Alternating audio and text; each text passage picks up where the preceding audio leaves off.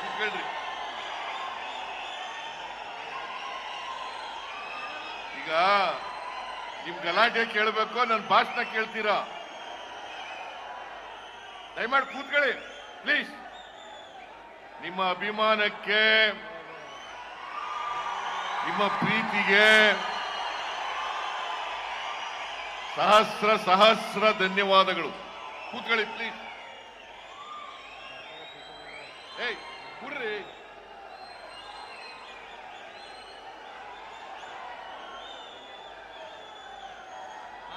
ಏಯ್ ಬಿಡಪ್ಪ, ಸಾಕು ಬಿಡು.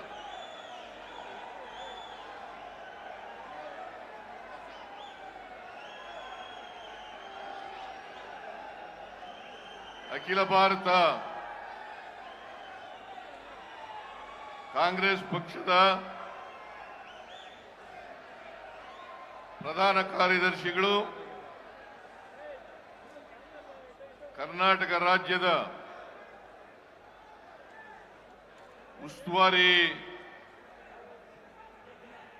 ಉಸ್ತುವಾರಿಗಳು ಆದಂತ ಮಾನ್ಯ ಸುರ್ಜೇವಾಲಾ ಅವರೇ,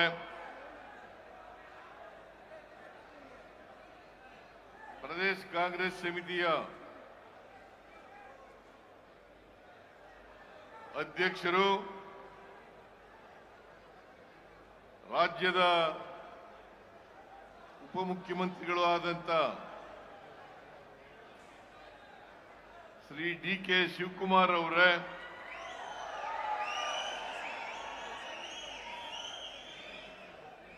ವೇದಿಕೆ ಮೇಲಿರ್ತಕ್ಕಂಥ ಎಲ್ಲ ಸಚಿವ ಸಹೋದ್ಯೋಗಿಗಳೇ,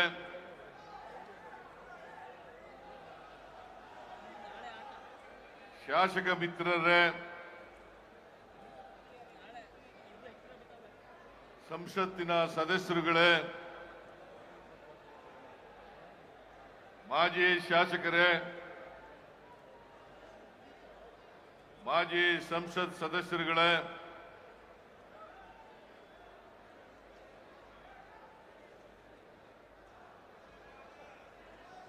ಪ್ರದೇಶ ಕಾಂಗ್ರೆಸ್ ಸಮಿತಿಯ ಎಲ್ಲ ಪದಾಧಿಕಾರಿಗಳೇ,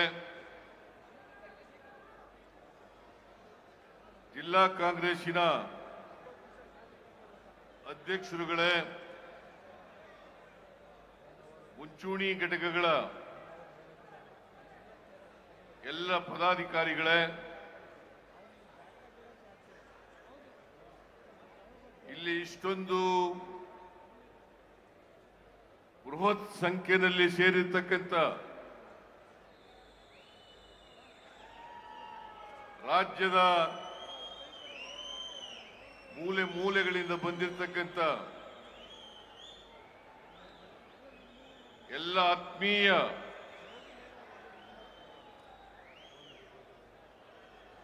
ಕಾರ್ಯಕರ್ತ ಬಂಧುಗಳೇ, ತಾಯಂದಿರೇ, ಎಲ್ಲ ಯುವಕ ಮಿತ್ರರೇ,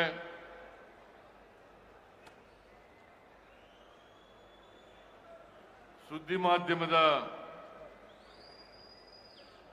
ಎಲ್ಲ ಸ್ನೇಹಿತರೆ,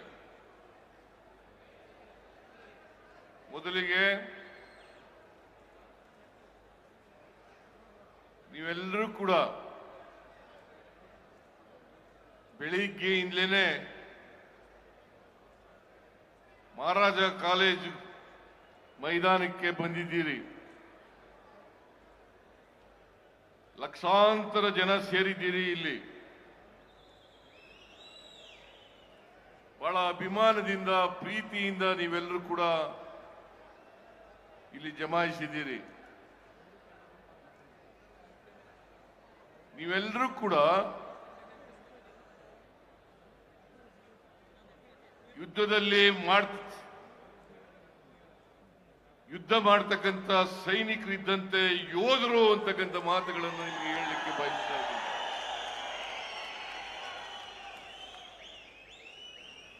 ಪ್ರಜಾಪ್ರಭುತ್ವಕ್ಕೆ ಅಪಾಯ ಬಂದಾಗ, ಸಂವಿಧಾನಕ್ಕೆ ಅಪಾಯ ಬಂದಾಗ ಈ ದೇಶದಲ್ಲಿ ನೀವೆಲ್ಲರೂ ಕೂಡ ಯೋಧರಂತೆ ಹೋರಾಟ ಮಾಡ್ತಿ ಪ್ರಜಾಪ್ರಭುತ್ವವನ್ನ ಸಂವಿಧಾನವನ್ನ ರಕ್ಷಣೆ ಮಾಡ್ತಕ್ಕಂಥ ಕೆಲಸವನ್ನ ನೀವು ಮಾಡ್ತೀರಿ. ಇದನ್ನ ಸ್ವಾತಂತ್ರ್ಯ ಬಂದರಿಂದಲೂ ಕೂಡ ಇಲ್ಲಿವರೆಗೆ ನೀವೆಲ್ಲರೂ ಕೂಡ ಮಾಡ್ತಾ ಇದ್ದೀರಿ. ಅದಕ್ಕೋಸ್ಕರ ನಿಮ್ಮೆಲ್ಲರಿಗೂ ಕರ್ನಾಟಕದ 7 ಕೋಟಿ ಕನ್ನಡಿಗರಿಗೆ ನನ್ನ ಹೃತ್ಪೂರ್ವಕವಾದಂತಹ ಧನ್ಯವಾದಗಳನ್ನ ಈ ಸಂದರ್ಭದಲ್ಲಿ ಹೇಳಲಿಕ್ಕೆ ಬಯಸ್ತಾ ಇದ್ದೇನೆ. ಇವತ್ತು ಕ್ವಿಟ್ ಇಂಡಿಯಾ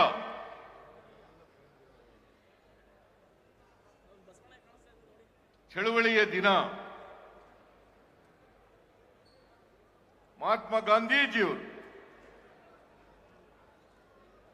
1942 ಆಗಸ್ಟ್ 9ನೇ ತಾರೀಕು ಈ ದೇಶದ ಎಲ್ಲ ಜನರಿಗೆ ಕರೆಯಿಂದ ಕೊಟ್ಟಂತ ದಿನ. ಬ್ರಿಟಿಷ್ನವರಿಗೆ ಎಚ್ಚರಿಕೆಯನ್ನು ಕೊಟ್ಟು ಬ್ರಿಟಿಷರೇ ದೇಶವನ್ನು ಬಿಟ್ಟು ತೊಲಗಿ ಅಂತಕ್ಕಂಥ ಕಹಳೆಯನ್ನ ಊದಂತ ದಿನ ಅಂತಕ್ಕಂಥದನ್ನ ಇವತ್ತು ನಾವು ಮರೀಲಿಕ್ಕೆ ಸಾಧ್ಯ ಇಲ್ಲ. ಮಹಾತ್ಮ ಗಾಂಧೀಜಿಯವರ ನೇತೃತ್ವದಲ್ಲಿ ಈ ದೇಶದಲ್ಲಿ ಸ್ವಾತಂತ್ರ್ಯ ಹೋರಾಟ ಮಾಡಿ ಎಲ್ಲ ಸ್ವಾತಂತ್ರ್ಯ ಯೋಧರು ಕೂಡ ತ್ಯಾಗ ಬಲಿದಾನಗಳನ್ನು ಮಾಡಿ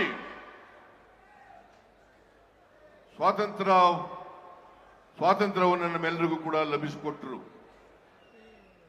ಅಂತಿಮ ಕರೆಯನ್ನು ಮಹಾತ್ಮ ಗಾಂಧೀಜಿಯವರು ಕೊಟ್ಟರು. ಬ್ರಿಟಿಷರೇ ಭಾರತವನ್ನು ಬಿಟ್ಟು ತೊಲಗಿ.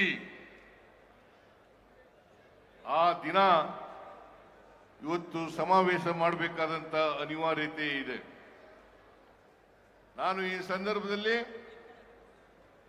ಈ ನಾಡಿನ ಎಲ್ಲ ಜನರಿಗೆ, ದೇಶದ ಎಲ್ಲ ಜನರಿಗೆ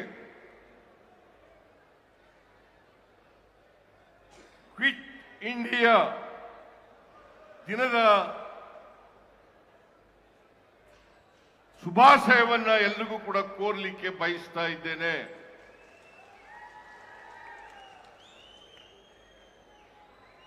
ಇವತ್ತು ನಮ್ಮ ನಾಡಿನಲ್ಲಿ ಮತ್ತು ದೇಶದಲ್ಲಿ ಕೋಮುವಾದಿಗಳನ್ನ, ಜಾತಿವಾದಿಗಳನ್ನ,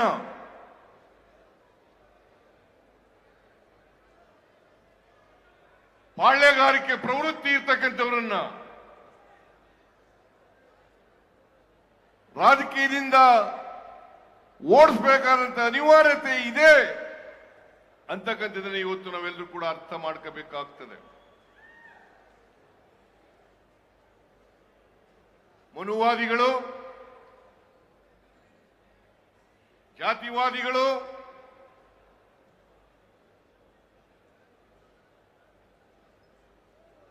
ಹಾಗೂ ಪಾಳ್ಯಗಾರಿಕೆ ಪ್ರವೃತ್ತಿ ಇರ್ತಕ್ಕಂಥವ್ರು ಯಾರು ಕೂಡ ಶೋಷಿತರು ಅಧಿಕಾರ ಮಾಡತಕ್ಕಂಥದನ್ನ ಸಹಿಸಲ್ಲ. ಇದನ್ನ ನಾವೆಲ್ಲರೂ ಕೂಡ ಒಕ್ಕೊಲಿನಿಂದ ಖಂಡಿಸಬೇಕಾಗ್ತದೆ, ವಿರೋಧ ಮಾಡಬೇಕಾಗ್ತದೆ. ಅದಕ್ಕೋಸ್ಕರವಾಗಿ ಈ ಸಮಾವೇಶವನ್ನ ಏರ್ಪಾಡು ಮಾಡಿರ್ತಕ್ಕಂಥದ್ದು.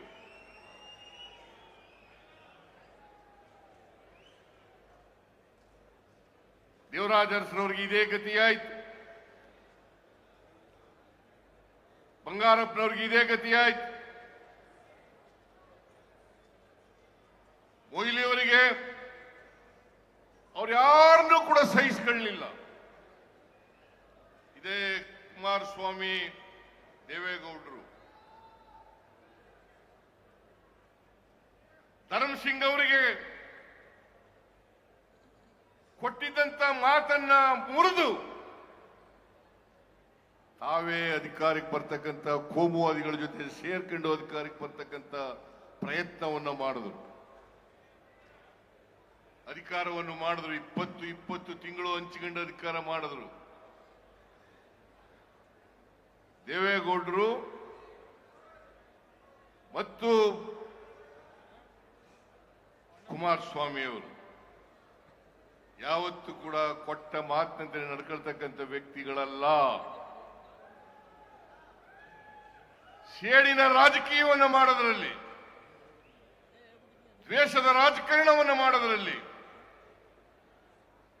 ಬೇರೆಯವರು ಅಧಿಕಾರದಲ್ಲಿ ಇರ್ತಕ್ಕಂಥದನ್ನ ಸಹಿಸಲಿಕ್ಕೆ ಸಾಧ್ಯ ಆಗದೆ ಇರ್ತಕ್ಕಂಥ ಮನಸ್ಥಿತಿ ಇರ್ತಕ್ಕಂಥವರು ದೇವೇಗೌಡರು ಮತ್ತು ಅವರ ಕುಟುಂಬ ಅಂತಕ್ಕಂಥದನ್ನ ಇವತ್ತು ಅನಿವಾರ್ಯವಾಗಿ ಹೇಳಲೇಬೇಕು ಅಂತಕ್ಕಂಥ ಮಾತುಗಳನ್ನ ತಮಗೆ ತಿಳಿಸಲಿಕ್ಕೆ ಬಯಸ್ತಾ ಇದ್ದೇನೆ. ನೀವೆಲ್ಲ ನೋಡಿದ್ರಿ ಟಿವಿನಲ್ಲಿ ಬಿಜೆಪಿಯವರು ಜೆಡಿಎಸ್ನವರು ಹೇಗೆ ಒಬ್ರಿಗೊಬ್ರು ಬೈದಾಡ್ಕೊಂಡಿದ್ರು. ದೇವೇಗೌಡರು ಹೇಳ್ತಾ ಇದ್ರು ಅಧಿಕಾರದಲ್ಲಿದ್ದ ಅವರು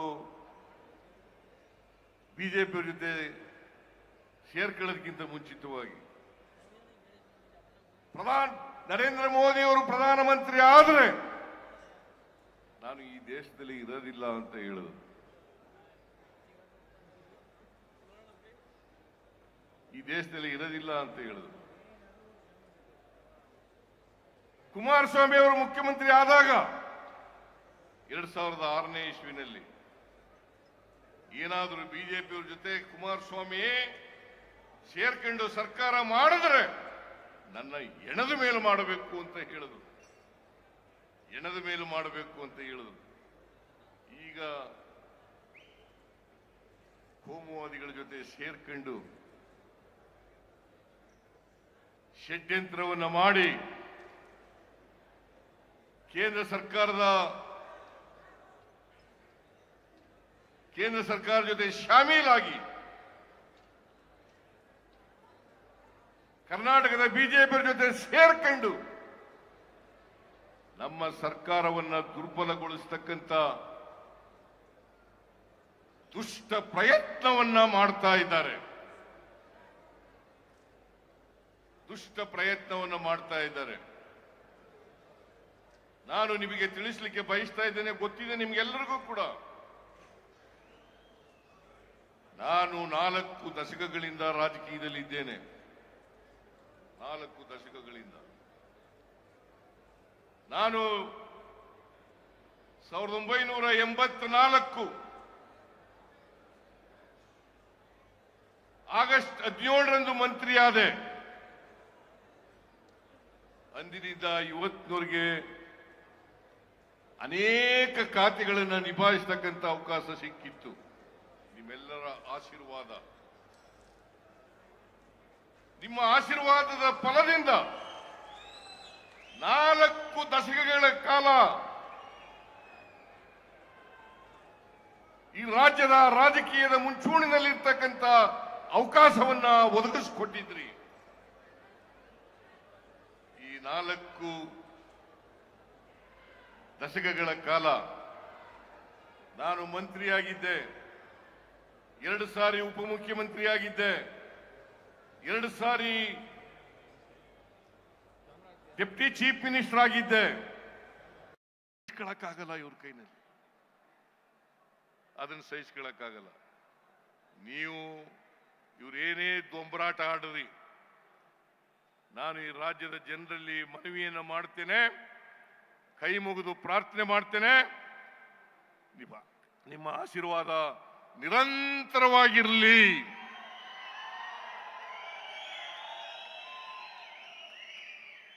ನಿರಂತರವಾಗಿ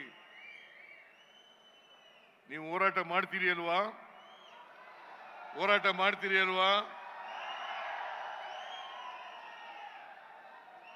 ನಾನು ಈ ಬಿಜೆಪಿಯವರಿಗೆ, ಜೆಡಿಎಸ್ನವರಿಗೆ ಎದುರ್ಕೊಂಡು ನಮ್ಮ ಈ ಮನುವಾದಿಗಳಿಗೆ ಎದುರ್ಕೊಂಡು, ಜಾತಿವಾದಿಗಳಿಗೆ ಎದುರ್ಕೊಂಡು ಮನೇಲಿ ಸುಮ್ಮನೆ ಕೂರವನಲ್ಲ, ನಾನು ಬಗ್ಗವನು ಅಲ್ಲ, ನಾನು ಜಗ್ಗವನು ಅಲ್ಲ ಅಂತಕ್ಕಂಥ ಮಾತುಗಳನ್ನ ಹೇಳಿ ನೀವೆಲ್ಲ ಇಷ್ಟೊಂದು ದೊಡ್ಡ ಸಂಖ್ಯೆಯಲ್ಲಿ ಬಂದಿದ್ದೀರಿ. ನೀವೆಲ್ಲರಿಗೂ ಧನ್ಯವಾದಗಳನ್ನು ಹೇಳಿ ಈ ಕಾರ್ಯಕ್ರಮವನ್ನು ಏರ್ಪಾಡು ಮಾಡಿದಂಥ ಮೈಸೂರು ಜಿಲ್ಲೆಯ ಅಧ್ಯಕ್ಷರು, ನಗರದ ಜಿಲ್ಲೆಯ ಅಧ್ಯಕ್ಷರು, ಚಾಮರಾಜನಗರ ಜಿಲ್ಲೆಯ ಅಧ್ಯಕ್ಷರು, ಕೊಡಗು ಜಿಲ್ಲೆಯ ಅಧ್ಯಕ್ಷರು, ಹಾಸನ ಜಿಲ್ಲೆಯ ಅಧ್ಯಕ್ಷರು, ಮಂಡ್ಯ ಜಿಲ್ಲೆಯ ಅಧ್ಯಕ್ಷರು, ಅವರೆಲ್ಲರಿಗೂ ಧನ್ಯವಾದಗಳನ್ನು ಹೇಳಿ ನಾನು ಮಾತನ್ನು ಮುಗಿಸ್ತೇನೆ. ನಿಮ್ಮೆಲ್ಲರಿಗೂ ನಮಸ್ಕಾರ, ನಮಸ್ಕಾರ, ನಮಸ್ಕಾರ. ಸಿಕ್ಕಾಕೊಂಡು ಚಾರ್ಜ್ ಶೀಟ್ ಹಾಕಿದ್ದಾರೆ. ಅವರು ನಮಗೆ ಬುದ್ಧಿವಾದ ಹೇಳೋದು, ರಾಜೀನಾಮೆ ಕೊಡಿ, ರಾಜೀನಾಮೆ ಕೊಡಿ, ರಾಜೀನಾಮೆ ಕೊಡಿ, 10ನೇ ತಾರೀಕಿನೊಳಗಡೆ ರಾಜೀನಾಮೆ ಕೊಟ್ಬಿಡಬೇಕು. What moral right he has? Mister ಯಡಿಯೂರಪ್ಪನವರೇ, ನೀವು 1-2 ಹಗರಣಗಳನ್ನು ಮಾಡಿರೋದು ನೀವು ಅಧಿಕಾರದಲ್ಲಿದ್ದಾಗ. ಸುಮಾರು 18-20 ಹಗರಣಗಳಲ್ಲಿ ಸ್ವತಃ ಯಡಿಯೂರಪ್ಪನವರೇ ಪಾಲ್ದಾರರಲ್ಲಿ ಸಿಕ್ಕಾಕೊಂಡಿದ್ದಾರೆ. 18-20 ಹಗರಣಗಳಲ್ಲಿ ಸಿಕ್ಕಾಕೊಂಡಿದ್ದಾರೆ. ವಿಜಯೇಂದ್ರ ಅನೇಕ ಹಗರಣಗಳಲ್ಲಿ ಸಿಕ್ಕಾಕೊಂಡಿದ್ದಾರೆ. ಈಗೆಲ್ಲ ನೀವು ನೋಡಿದ್ರಿ ಯತ್ನಾಳ್ ಅವರ ಸ್ಟೇಟ್ಮೆಂಟ್ ಅನ್ನು. ಯಾರು ಹೇಳಿರೋದು? ಯಾರು ಹೇಳಿರೋದು? ಯಾವ ಪಾರ್ಟಿಯವರು? ಅವರು ಬಿಜೆಪಿ ಪಾರ್ಟಿಯವರು. Yatnal senior leader of the BJP party, ಅವರು ಹೇಳ್ತಾರೆ ಯಡಿಯೂರಪ್ಪ ಸಾವಿರಾರು ಕೋಟಿ ರೂಪಾಯಿಗಳನ್ನ, ವಿಜಯೇಂದ್ರ ಸಾವಿರಾರು ಕೋಟಿ ರೂಪಾಯಿಗಳನ್ನ ಒಡೆದಿದ್ದಾರೆ ಅಂತೇಳಿ. ವಿಶ್ವನಾಥ್ ಸುಮ್ಮನೆ ಮೇಲ್ಮನೆಯ ಸದಸ್ಯ ಅಪ್ಪರ್ ಭದ್ರಾ ಯೋಜನೆಯಲ್ಲಿ 20,000 ಕೋಟಿ ರೂಪಾಯಿಗಳನ್ನ ಲೂಟಿ ಹೊಡೆದಿದ್ದಾರೆ.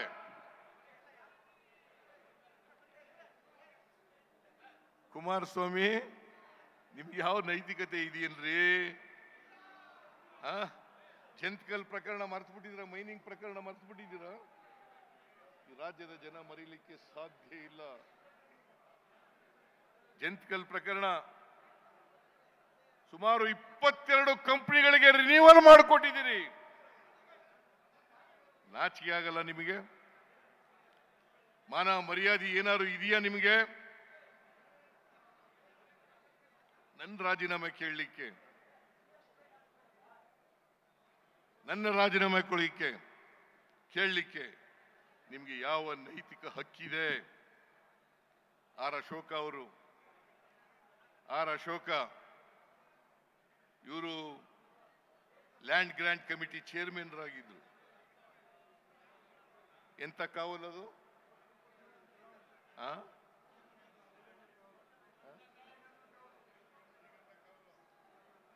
2,500 ಎಕರೆ ಜಮೀನನ್ನ ಹಂಚಿದ್ದಾರೆ.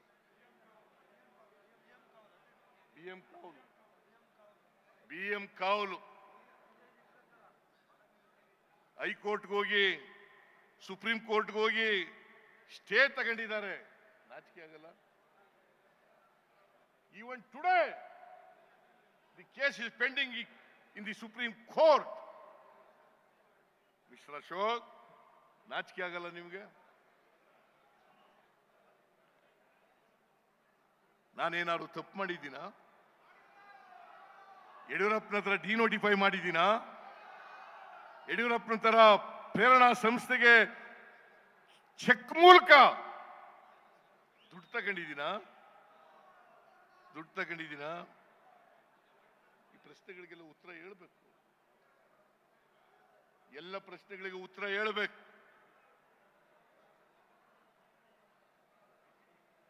ನಾನು ಯಾವತ್ತೂ ಕೂಡ ದ್ವೇಷದ ಸೇಡಿನ ರಾಜಕಾರಣವನ್ನು ಮಾಡಲಿಲ್ಲ. ಬಹುಶಃ ನಾನು ಮಾಡಿದ್ರೆ ಇವತ್ತಿನ ಪರಿಸ್ಥಿತಿ ಉದ್ಭವ ಆಗ್ತಾ ಇರಲಿಲ್ಲ. ಇವತ್ತಿನ ಪರಿಸ್ಥಿತಿ ಉದ್ಭವ ಆಗ್ತಾ ಇರಲಿಲ್ಲ.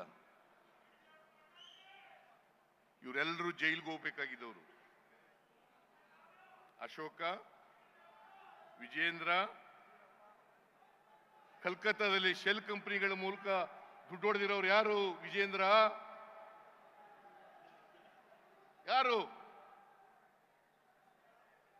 ಯಾರು?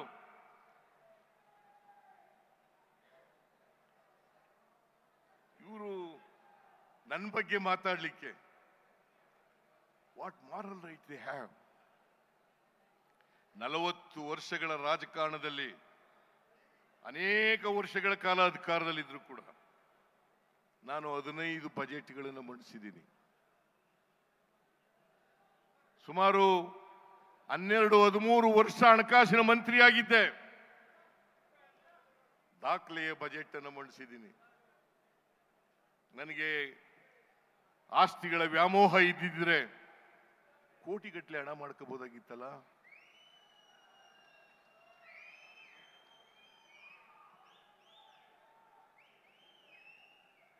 ನಿಜ ಹೇಳಬೇಕು ಅಂದ್ರೆ ಮೊನ್ನೆವರೆಗೆ ನನಗೆ ಮೈಸೂರಿನಲ್ಲಿ ಮನೆ ಇರಲಿಲ್ಲ. ಈಗ ಮನೆ ಕಟ್ತಾ ಇದ್ದೀನಿ. ಹಿಂದೆ 2 ಮನೆ ಕಟ್ಟಿ ಮಾರ್ಬಿಟ್ಟೆ ಸಾಲ ತೀರ್ಸಕ್ಕೋಸ್ಕರ. 2 ಮನೆ ಕಟ್ಟಿ ಮಾರ್ಬಿಟ್ಟೆ. ಮರ್ಚೆಂಟ್ಸ್ ಕೋಆಪರೇಟಿವ್ ಸಾಲ ಮಾಡ್ಕೊಂಡು ಮನೆ ಕಟ್ಟಿದ್ದೆ. ಮರ್ಚೆಂಟ್ ಕೋಆಪರೇಟಿವ್ ಬ್ಯಾಂಕ್ನವರು ನೋಟಿಸ್ ಕೊಟ್ಬಿಟ್ರು ನನಗೆ. ಅದಕ್ಕೋಸ್ಕರ ವಿಜಯನಗರ ಮನೆ ಮಾರ್ಬಿಟ್ಟೆ. ಈ ಮನೆ ಮಾರಿ 30 ಲಕ್ಷ ಸಾಲ ತಗೊಂಡಿದ್ದೆ. 30 ಲಕ್ಷ ತೀರ್ಸ್ಲಿಕ್ಕೋಸ್ಕರ ಮನೆನೇ ಮಾರ್ಬಿಟ್ಟೆ. ಒಂದು ದಿನ ವಾಸಕ್ಕೆ ಹೋಗ್ಲಿಲ್ಲ. ಇದು ನನ್ನ ಇತಿಹಾಸ. ಇದು ನನ್ನ ಇತಿಹಾಸ. ನಾನು ಚುನಾವಣೆ ಗೆದ್ದದ್ದು 83ರಲ್ಲಿ. ಒಂದು ಬಾಡಿಗೆ ಮನೆ ರೂಮ್ನಲ್ಲಿ ಇಟ್ಕೊಂಡು ಗೆದ್ದದ್ದು. ಬಾಡಿಗೆ ರೂಮು. ಅಲ್ಲಿಂದಲೇ ಚುನಾವಣೆ ಮಾಡಿದೆ. ಅಲ್ಲಿಂದಲೇ ಲೋಕಸಭಾ ಚುನಾವಣೆ ಮಾಡಿದೆ. ಅಲ್ಲಿಂದ 83ರ ವಿಧಾನಸಭಾ ಚುನಾವಣೆ ಮಾಡಿದೆ.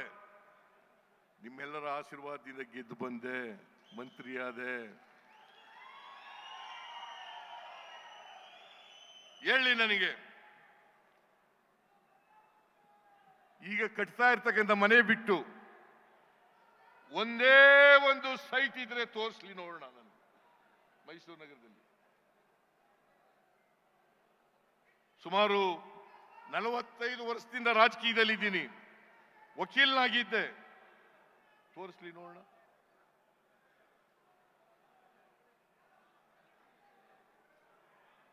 ಅದರಿಂದ ಇವತ್ತು ಏನು ಮೂಡಾದಲ್ಲಿ ಆಗಿದೆ ಅಂತ ಒಬ್ಬೆ ಹೊಡಿತಾ ಇದ್ದಾರೆ. ನನ್ನನ್ನು ಸಿಕ್ಕಿಸ್ಬೇಕು ಅಂತ ಪ್ರಯತ್ನವನ್ನು ಮಾಡ್ತಾ ಇದ್ದಾರೆ. ರಾಜಭವನವನ್ನ ದುರುಪಯೋಗ ಮಾಡ್ಕೊಳ್ಳಿಕ್ಕೆ ಪ್ರಯತ್ನವನ್ನು ಮಾಡ್ತಾ ಇದ್ದಾರೆ. ಈ ಷಡ್ಯಂತ್ರದಲ್ಲಿ ಕೇಂದ್ರ ಸರ್ಕಾರ, ಕುಮಾರಸ್ವಾಮಿ, ಯಡಿಯೂರಪ್ಪ, ವಿಜೇಂದ್ರ, ಅಶೋಕ ಇವರೆಲ್ಲರೂ ಕೂಡ ಸೇರ್ಕೊಂಡಿದ್ದಾರೆ. ಈ ಷಡ್ಯಂತ್ರದಲ್ಲಿ ಇವರೆಲ್ಲರೂ ಕೂಡ ಸೇರ್ಕೊಂಡಿದ್ದಾರೆ. ನಿಮಗೆ ಸುಮ್ಮನೆ ಒಂದು ಉದಾಹರಣೆ ಹೇಳಬೇಕು ಅಂತಂದ್ರೆ, ಇವತ್ತು ಕ್ರೆಡಿಬಿಲಿಟಿ ಇಲ್ಲದೆ ಇರ್ತಕ್ಕಂಥ ಅಬ್ರಾಮ್ ನನ್ ಕಂಪ್ಲೇಂಟ್ ಕೊಡ್ತಾರೆ ಗವರ್ನರ್ಗೆ. 26/7/2024 11:15 ಗಂಟೆಗೆ ಅವರು ರಾತ್ರಿ 10 ಗಂಟೆಗೆ ಶೋಕಾಸ್ ನೋಟಿಸ್ ತಯಾರು ಮಾಡಿಬಿಡ್ತಾರೆ. ನಾನು ಘನತೆವೆತ್ತ ರಾಜ್ಯಪಾಲರು, ಸಂವಿಧಾನದ ಹೆಡ್ಡು, ಕಾನೂನನ್ನು ಎತ್ತಿಡಿಬೇಕಾದವರು ಅವರು. ಇದೇ ಕುಮಾರಸ್ವಾಮಿದು ಅಪ್ಲಿಕೇಶನ್ ಇರ್ತದೆ. ನವೆಂಬರ್ 2023 ಮೊನ್ನೆ ಕೊಟ್ಟಿದ್ದಾರೆ ಕ್ಲಾರಿಫಿಕೇಶನ್ ಕೇಳಿದ್ರೆ. ಮೊನ್ನೆ ಕ್ಲಾರಿಫಿಕೇಶನ್ ಕೇಳಿದ್ದಾರೆ 29ನೇ ತಾರೀಕು.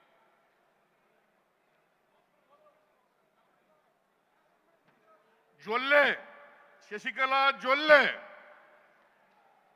ಅವರು 22ನೇ ಇಸ್ವಿ ಇವತ್ತಿನವರಿಗೆ ಏನು ಕೇಳಿಲ್ಲ, ಅವರಿಗೆ ನೋಟಿಸ್ ಕೊಟ್ಟಿಲ್ಲ. ನಿರಾಣಿ ಅವ್ರ ಮೇಲೆ ನೋಟಿಸ್ ಕೊಟ್ಟಿಲ್ಲ. ಘನತೆವೆತ್ತ ರಾಜ್ಯಪಾಲರು ನನ್ನ ಕೇಸ್ನಲ್ಲಿ ಬಹಳ ಆತುರವಾಗಿ ಕೊಟ್ಬಿಟ್ಟಿದ್ದಾರಲ್ಲ. ಇದರಲ್ಲಿ ಬೋನಫೈಡೀಸ್ ಇದೆಯಾ? ಕಾನೂನು ರೀತಿ ಮಾಡಿದ್ದಾರಾ? ಮಾಡಿಲ್ಲ.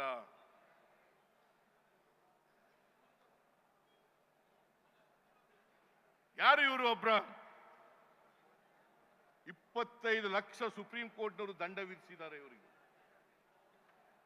ಸುಪ್ರೀಂ ಕೋರ್ಟ್ನವರು 25 ಲಕ್ಷ ದಂಡ ವಿಧಿಸಿದ್ದಾರೆ. ರಾಧಾ ಅಂತಕ್ಕಂಥ ಒಬ್ಬ ಹೆಣ್ಮಗಳು ಅವ್ರು ಕಂಪ್ಲೇಂಟ್ ಕೊಟ್ಟಿದ್ದಾರೆ. ನನಗೆ ಬ್ಲ್ಯಾಕ್ ಮೇಲ್ ಮಾಡಿ ದುಡ್ಡು ಕೇಳಿದ್ರು, ಎಕ್ಸ್ಟಾರ್ಷನ್ ಮಾಡ್ಲಿಕ್ಕೆ ಕೇಳಿದ್ರು ಅಂತೇಳಿ. ಅದು ಚಾರ್ಜ್ ಶೀಟ್ ಆಗಿದೆ. ಅದು ಕೂಡ ಡಾಕ್ಟರ್ ಸುಧಾ ಚಾರ್ಜ್ ಶೀಟ್ ಆಗಿದೆ. ಇದು ಇವನ ಕ್ರೆಡಿಬಿಲಿಟಿ, ಇವ್ರ ಕ್ರೆಡಿಬಿಲಿಟಿ ಇದು. ಇವರು ಏನ್ ಬಿಜೆಪಿಯವರು, JDSನವರು ದೆವ್ವ ಬಂದವ್ರ ರೀತಿ ಏನ್ ಪಾದಯಾತ್ರೆ ಮಾಡ್ತೀವಿ. ಎಲ್ಲಿದೆ ನನ್ನ ತಪ್ಪು? ಎಲ್ಲಿದೆ ನನ್ನ ತಪ್ಪು? ಇಲ್ಲಿ ತನ್ವೀರ್ ಸೇಠ್ ಕೂತಿದ್ದಾರೆ, ಇವರು ಕೂಡ ಮೂಡ ಮೆಂಬರ್. ಏನಪ್ಪ, ನಾನು ಯಾವತ್ತಾರು ನೀನು ಫೋನ್ ಮಾಡಿದ್ದೀನ?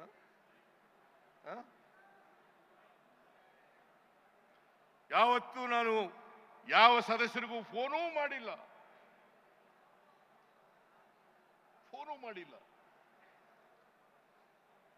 2010ರಲ್ಲಿ ದಾನ ಬರ್ಕೊಟ್ಟಾಗ ನನ್ನ ಬಾಂಬೆದ ಯಾರ ಅಧಿಕಾರದಲ್ಲಿದ್ರು?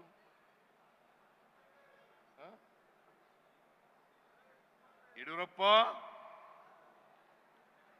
ಆಮೇಲೆ 2021ರಲ್ಲಿ ಸೈಟ್ ಕೊಟ್ಟಾಗ ಯಾರ ಅಧಿಕಾರದಲ್ಲಿದ್ರು? ಬಿಜೆಪಿ. ಬಸವರಾಜ ಬೊಮ್ಮಾಯಿ, ಯಡಿಯೂರಪ್ಪ. ಎಲ್ಲಿದೆ ತಪ್ಪು? ಎಲ್ಲಿದೆ ತಪ್ಪು? ಏನಾರು ತಪ್ಪು ಮಾಡಿರ್ತಕ್ಕಂಥದ್ದು ಮೂಢ.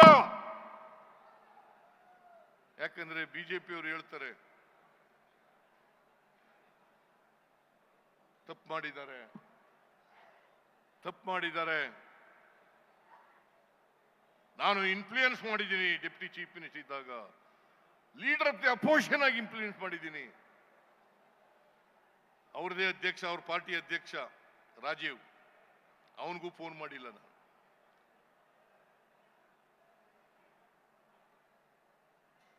ಇವ್ರು ಯಾರಿಗೂ ಫೋನ್ ಮಾಡದೆ ನಮ್ ಜಮೀನ್ ತಕೊಂಡು ಅವರು ಸೈಟ್ ಮಾಡಿ, ಪಾರ್ಕ್ ಮಾಡಿ, ರಸ್ತೆಗಳು ಮಾಡಿ ಹಂಚ್ಬಿಟ್ಟು, ಸುಂದರಬಾನ್ ಅವರು ಒಬ್ರು ಹಿಂಗೆ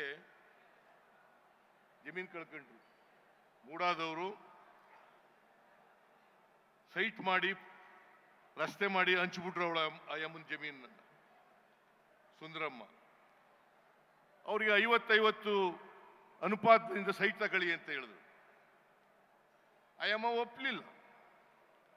ಶಿ ವೆಂಟ್ ಟು ದಿ ಹೈಕೋರ್ಟ್ನವ್ರು ಹೇಳಿದ್ರು ಚೀಮಾರಿ ಹಾಕಿ ಆ ಯಮ್ಮನಿಗೆ ಡೆವಲಪ್ಡ್ ಏರಿಯಾದಲ್ಲಿ 2 ಎಕರೆ 17 ಗುಂಟನೆ ಎಷ್ಟು ನೀವು ತಗೊಂಡಿದ್ದೀರಿ ಅಷ್ಟೇ ಕೊಡಬೇಕು ಅಂತ ಹೇಳಿದ್ದಾರೆ. Land to land. ನಾವು 3 ಎಕರೆ 16 ಗುಂಟೆ, ನನ್ನ ಹೆಂಡತಿ, ನಾನಲ್ಲ, ನನ್ನ ಹೆಂಡತಿ ಕಳ್ಕೊಂಡಿರೋದು. 2014ರಲ್ಲಿ ಹೇಳಿದ್ರು ನನಗೆ ಮೂಡಾದವರು. ನನ್ನ ಹೆಂಡತಿ ಅರ್ಜಿ ಕೊಟ್ಟಾಗ ನಾನು ಹೇಳಿದೆ, ನಾ ಚೀಫ್ ಮಿನಿಸ್ಟರ್ ಅವರಿಗೆ 1 ಗುಂಟೆನೂ ಕೊಡಕೂಡುದು ಅಂತ ಮೂಡಾದವ್ರಿಗೆ ಹೇಳಿದೆ. 2014ರಿಂದ 2021ರವರೆಗೆ ಕೊಡ್ಲಿಲ್ಲ. ಮತ್ತೆ ನಾವು ಇಂಥ ಜಾಗದಲ್ಲಿ ಕೊಡಿ ಅಂತ ಕೇಳಿಲ್ಲ. ಅವರೇ ಕೊಟ್ಟಿದ್ದಾರೆ. ಅಟಾನಮಸ್ ಬಾಡಿ ಅದು. ಮೂಡಾದಲ್ಲಿ ಬೋರ್ಡ್ನಲ್ಲಿ ಬಿಜೆಪಿಯವರು ಇದ್ದಾರೆ, ಜೆಡಿಎಸ್ನವರು ಇದ್ದಾರೆ, ಕಾಂಗ್ರೆಸ್ನವರು ಇದ್ದಾರೆ, ಎಲ್ಲ ಇದ್ದಾರೆ. ಅವರು ಇಂಡಿಯಾ ವಿಸ್ಡಮ್ ಕೊಟ್ಟಿದ್ದಾರೆ. ನಮ್ ತಪ್ಪ ಅದು. ನಮ್ಮ 1,48,000 ಚದರಡಿ ನಾವು ಕಳ್ಕೊಂಡಿರೋದು. ನಮಗ್ ಕೊಟ್ಟಿರೋದು 38,284 ಚದರಡಿ, ನಾಟ್ ಇವನ್ 50%. ನಾನು ಹೇಳಿದೆ ಎಷ್ಟು ಕೊಡ್ತಾರೆ ಅಷ್ಟು ತಗೊಬಿಡು ಅಂತ. ಇದು ಅವರೇ ಕೊಟ್ಟಿರೋದು, ನಾವು ಕೇಳಿದ್ದಲ್ಲ. ಇಂಥ ಕಡೆ ಕೊಡಿ ಅಂತ ಕೇಳಿಲ್ಲ. ಅಲ್ಲಿ ಸೈಟ್ ಇಲ್ಲ ಅಂತೇಳಿ ಬೇರೆ ಕಡೆ ಕೊಟ್ಟಿದ್ದಾರೆ. ಇನ್ನೊಂದು ಆಪಾದನೆ ಮಾಡಕ್ ಶುರು ಮಾಡಿದ್ರು. ಸಿದ್ದರಾಮಯ್ಯ 62 ಕೋಟಿ ಕೇಳ್ಬಿಟ್ಟ. ನಾನು ಹೇಳಿದೆ ಲ್ಯಾಂಡ್ ಎಕ್ಸ್ಚೇಂಜ್ ಪ್ರಕಾರ 3 ಪಟ್ಟು ಕೊಡಬೇಕಾಗ್ತದಪ್ಪ, ಅಷ್ಟೊಂದು ದುಡ್ಡು ಮೂಡಾದಲ್ಲಿ ಇಲ್ಲ. ಸುಮಾರು